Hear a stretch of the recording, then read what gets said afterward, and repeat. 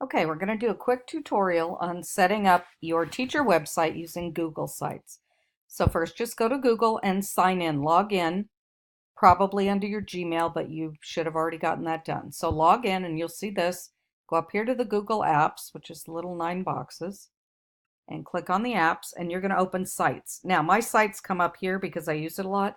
Yours, you might have to look under More and then Even More, but this is what you're looking for. So you open Sites, and mine already has several sites that I have set up, but we're going to create a new one.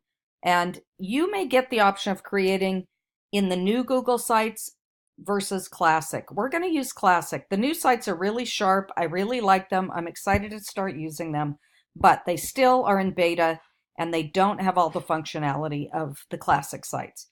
When the time comes and their functionality is better, you can always transfer your website from Classics to the new sites. Again, I think they're pretty sharp looking, but they don't do everything we want them to do. So we're going to create a site. If you're good at websites, if you've done this before, you might want to start with a blank template. You can select a theme and go from there. We're going to, and I think for most of you this is the better option, choose a template. So we'll select a site template. You can choose really anything you want. I'm going to go to schools and education because these are already set up kind of obviously for classrooms. And so you can page through here, find something you like. Doesn't really make any difference. I'm going to just go with this teacher classroom and select. And I'm going to name my site and I'll call it GED 400 Spring 17. You probably want to put your name in your website, Miss Gonzalez's first grade class, whatever.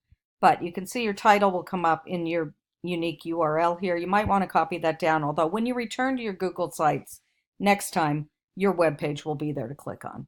So you don't need to select a theme if you've chosen a template. You can always adjust it later if you want to. I'm going to tell it I'm not a robot, so it will think about creating my site, and then I'll push create. And I'm going to click off for a second because it will take about 15-20 seconds to create my site. Okay, so there's my basic site with the template. I noticed I put spring instead of fall, so that's good because I'll show you how to go back and fix that.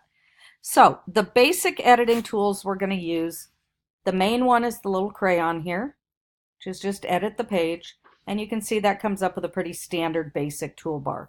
So you can edit font, you can edit font size, color of font, put in a link, bullets, numbers, and so forth. You can, on this tab, insert an image, a link. Those are the main ones we're going to be using. A horizontal line, maybe, a text box, maybe, but that's where you would insert those. Formatting, you can change something to a heading style, use superscript, subscript, whatever. You may want to insert a table. The layout you can choose. This is done in 2-column, which has, you can see the 2 columns and then some all the way across 1 columns. You can choose the format you want. I'm going to leave it in the default for now. You can always change it later. And then there is a help menu. So that's your basic editing that we're going to be using. And so you use this tab if you want to edit, for instance, the text. Welcome to GED 400. And I can obviously edit, make that a heading. I can do all sorts of things with it. I can edit text down here, which you're going to do. It's in the default Latin, so you're going to put in some text here in whatever style you want. So we'll do enter text here. You can remove whatever you don't want. On mine, it has this gadget that I don't want, so I can just remove it. And then you can start typing. We also, on this page, you will be putting an image on most of your pages. So you might type some text here and then decide you want an image here. So we can put insert image. And it gives you some of the standards for the page, things that match the page that might make it look pretty. You also can upload an image from your own image files, so you'll insert. So I'm going to upload an image. And when I go to my photos, I have some clip art I like here. So I'll put this little guy with the computer and put him in. Now, he's going to go in big, giant picture, which is not really what I want. But when I go to put him in the website, you can see when I hover over it, I get this option. So I can do small, medium, large. I can put him on the left, in the center, on the right, whatever. So I'm going to make a little guy, small guy there. And again, when I link, it'll come, when I hover, it'll come back up here.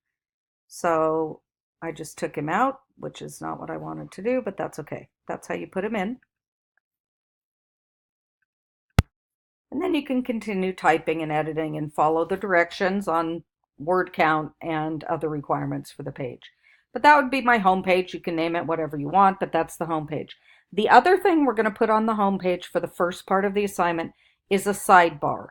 And so when we want to put in a sidebar, we have to use a different edit menu. So I'm going to save this. The sidebar will be visible from every one of your pages. And so it's on the general editing menu, which is under Edit Site Layout. So when I go to Edit Site Layout, this enables a header, which I have. I can hover over it if I want to edit it.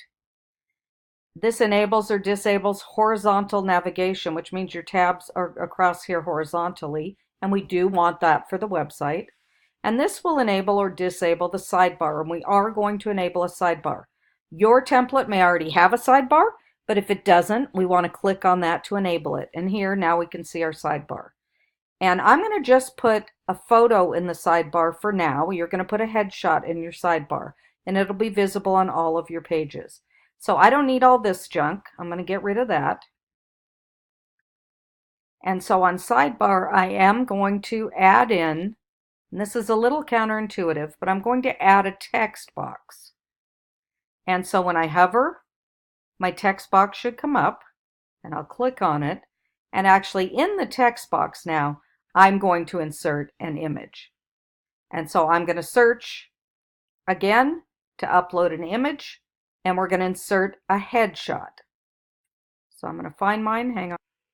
So I'm going to go to upload image, and on my computer, I'm going to go to my photos and upload an image from there. So I uploaded an image from my photos for a headshot, and I'm going to put that in. And again, the size might not be right, but I can adjust it. Obviously, look here, it's a big giant image.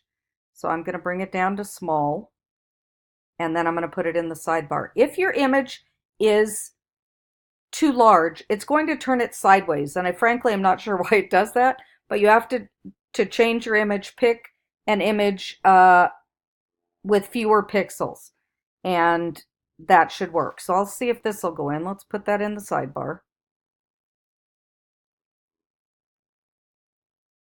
And it says my changes have been made. Now, my image is still a little bit too big, so I can edit my image, or I can make my sidebar a little wider. So you can do whichever you want, but let's do this 180 pixels and see if that gets me in there. Okay, so that's kind of a giant scary picture, but that's the idea. So we set up a home page, we put in an image, we named the site, we chose a theme, and we put in a sidebar. So that's the beginning of your assignment. That's where we're starting. So good luck, and I hope this is helpful.